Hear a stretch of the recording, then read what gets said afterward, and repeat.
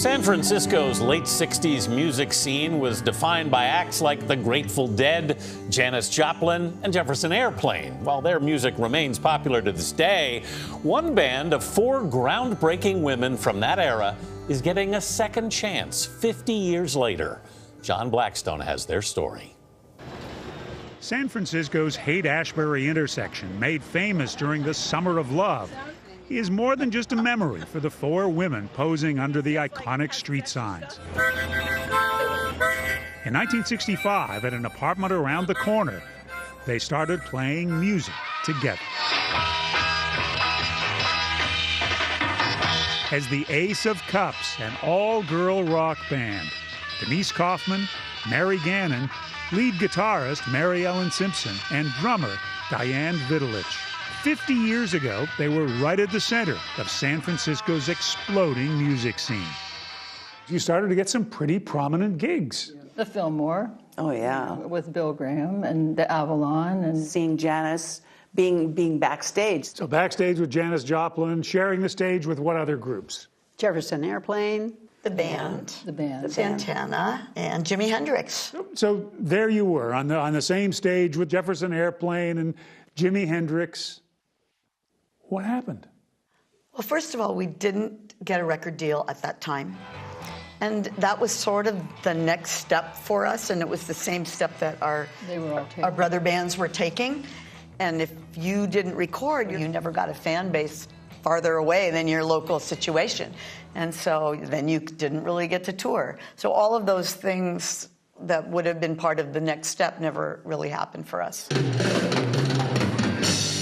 Half a century later, they finally have a record deal.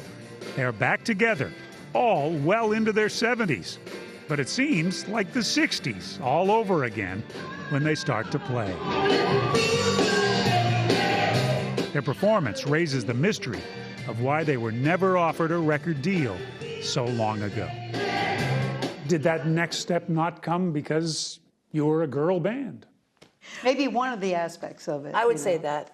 And then we started having children, and we really couldn't afford to, go on the road, and it was just got harder. Well, I'm on the road again. Songs they'd written and performed, like On the Road, gathered dust as they each went on to other lives. Well, I had all the usual suspect jobs of waitressing. I became a substance abuse counselor. And I ended up taking my personal practice, which was yoga, and that became a profession or livelihood for me for some years.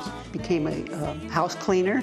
Mostly gardening, I had bees. I moved to LA to go to music school. I went back to school in my 50s and got my diploma for special ed. Started playing in top 40 bands. Became an emergency medical technician. I got my compass and my dream. I've got my compass and my dream. I mean, have you had the dream that you have today? Have you had that for all these years?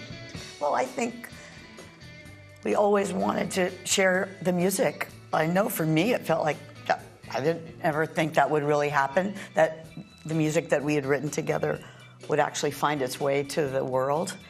I thought it was, that we would kind of treasure it, but it'd be like having little children that never got to go out, The Ace of Cups!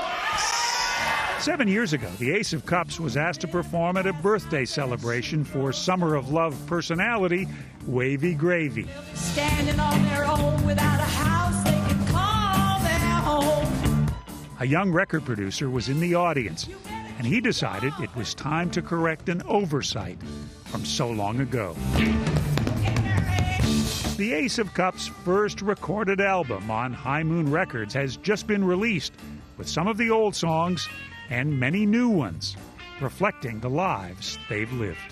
But now, of course, we've been through a lot, motherhood and all, raising teenagers. So the songs are a little bit more biting, but there's a lot of new songs. It's like, I'm not going to sing about why'd you leave me, babe? I'm over here in a bar waiting by myself, because I'm not doing that. And those days are over. And it's okay. I don't want to do that anymore.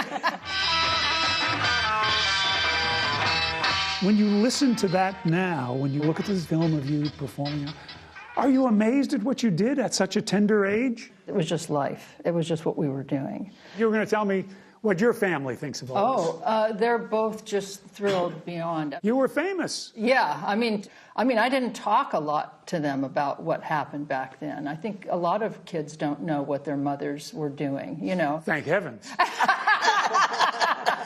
The Ace of Cups is planning a tour next year. They'll be performing old songs from a new perspective.